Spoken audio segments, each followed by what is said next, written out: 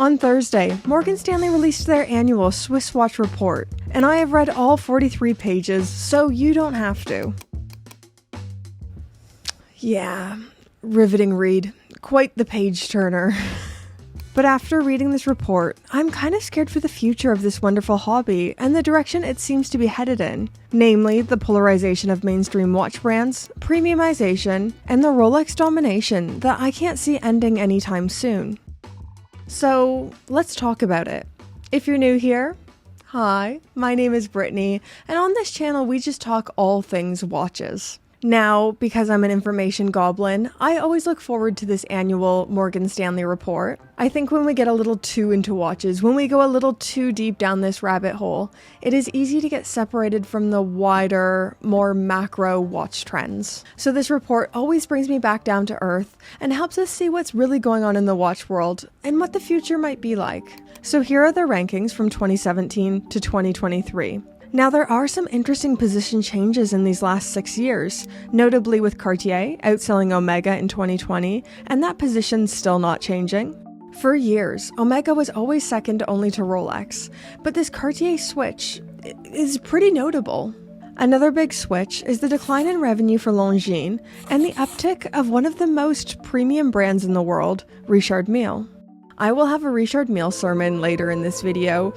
Please hear me out. I know everything inside of you will want to die as we talk about them, but I have such a complicated relationship with Richard Mille. Another name for 2023, which I think is easy to miss, is Swatch. So that's Swatch the company, not Swatch the conglomerate. Swatch left the top 20 leaderboard in 2019, but in 2023, Swatch the brand has posted the highest growth in sales and volume, with plus 63% in sales and plus 18% in growth volume.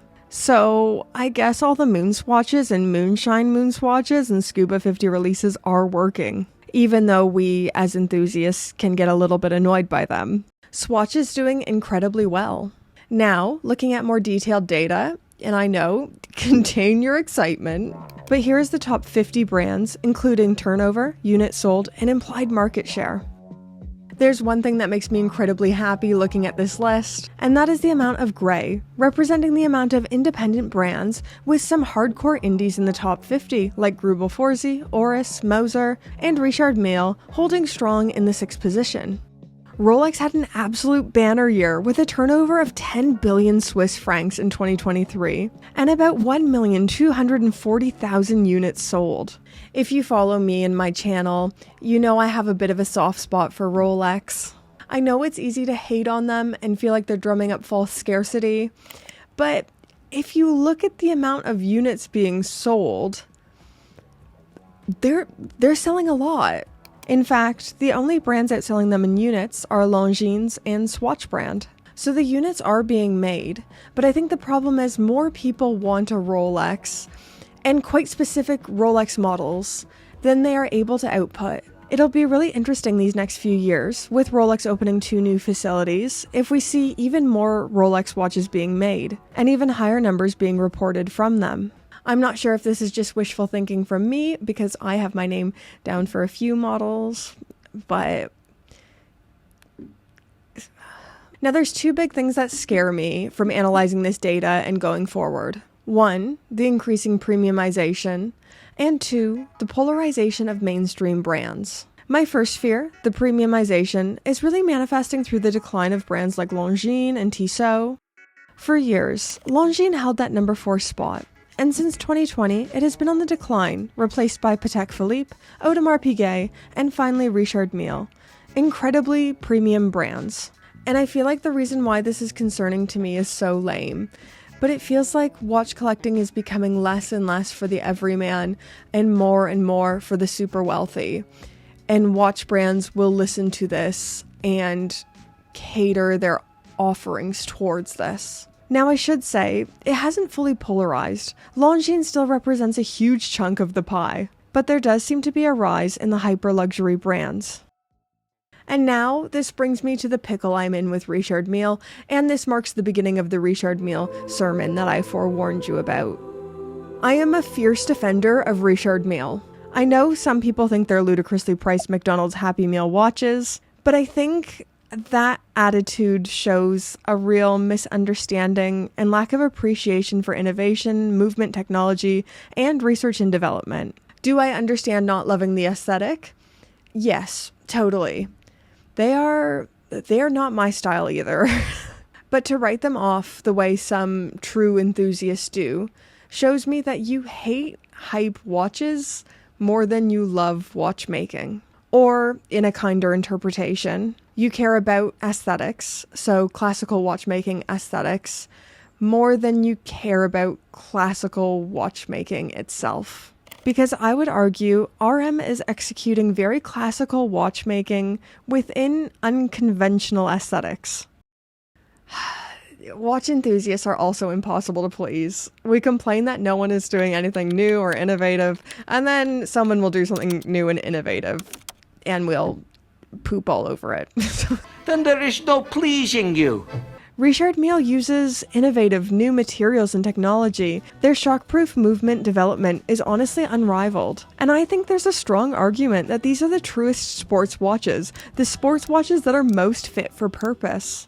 I also think the watch enthusiast community doesn't understand how expensive R&D is. Richard Mille is incredibly expensive, but honestly, so is new materials, creating new movements. They are creating and hand-assembling new movements. I'm not saying Richard Mille's operating like a charity. Of course, they're trying to make a profit, but research and development is incredibly costly, and that's why watch brands don't really do it, and they use the same movements in the same cases for decades.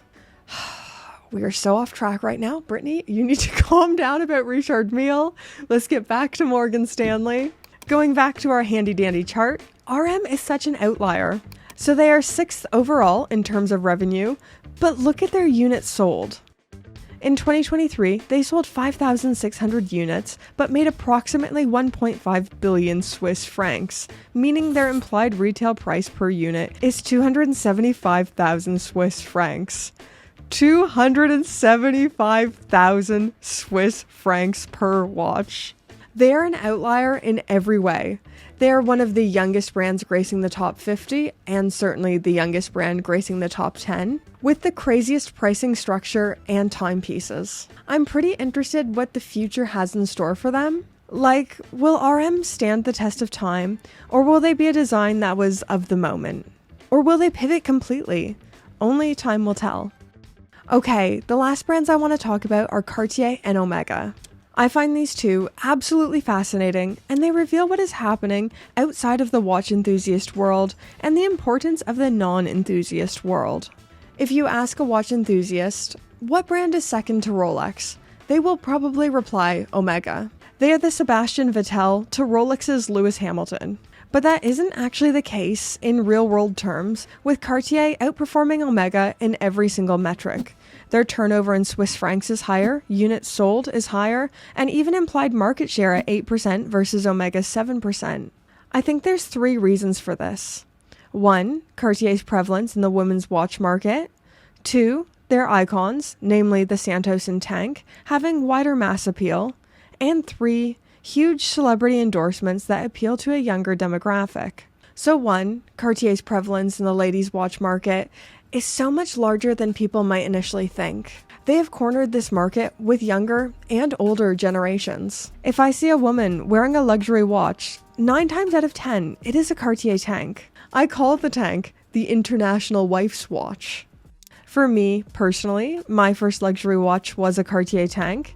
If I ask many women who are into watches now, their love of horology usually began with a Cartier. And even women who never fully went down the rabbit hole, maybe they don't care about watches, but their husbands are into it. Their husbands probably bought them a Cartier. But it's not just, married middle-aged women like myself. Younger girls are into Cartier as well. The Cartier Panthère has been the luxury watch of choice for Gen Z girls, and it has been the it girl watch. I feel like publications keep trying to make the Benoit a thing, and it is a thing a little bit, but they're trying too hard on it. They're pushing it too hard. It's not going to be a thing like they think it's going to be a thing. Gretchen, stop trying to make fetch happen. It's not going to happen. But there's also something to say with the Cartier celebrity endorsements. Now I know this is kind of hard for watch fam to hear sometimes, but this needs to be said. We are kind of out of touch with what's cool. The big icons in our world are James Bond, Paul Newman, and Steve McQueen. Now, I'm not saying they're not cool, but they maybe aren't the most relevant or modern for the next generation of collectors. But who wears Cartiers? Tyler, the Creator, Emma Chamberlain, Rihanna. I really think Cartier is investing in their future brand image a wee bit more than Omega is, and we could see the gap widen between these two in the coming years. Okay, guys, I have blathered on long enough about a chart that no one else cares about.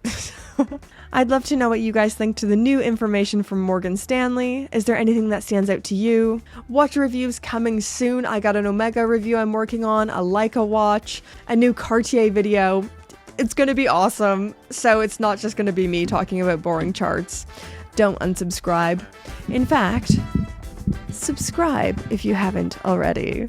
And let's thank the fabulous, gorgeous, wonderful Pope tier patrons. You see these names on the screen right now? These fabulous, gorgeous people, these are Pope tier patrons, and they keep the lights on here at Gringa HQ. They are the best, most fantastic people in the world. They've never done anything wrong in their lives ever. That's true. So thank you guys for supporting me, supporting my work. Thank you all tier patrons. You are just the best. And I hope you keep enjoying my content. I hope you keep enjoying my channel. Bye guys. Thank you.